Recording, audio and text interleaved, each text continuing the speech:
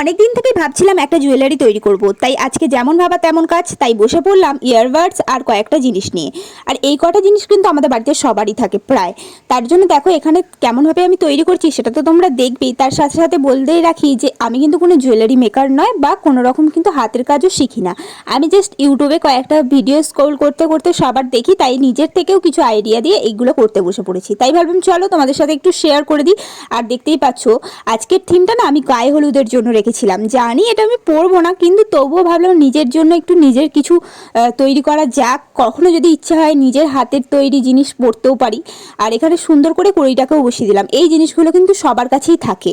আর দেখো এখানে সুন্দর করে গায়ে হলুদ লিখে দিয়েছি। আশা করবো পরে আরও ভালোভাবে তৈরি করার। আর এখানে আমার কাছে যেহেতু উল ছিল না, তাই সুতো দিয়ে এইভাবে বোটা করে হচ্ছে যে লেসটাকে বানিয়েছিলাম আর লাল রং করে দিয়েছিলাম।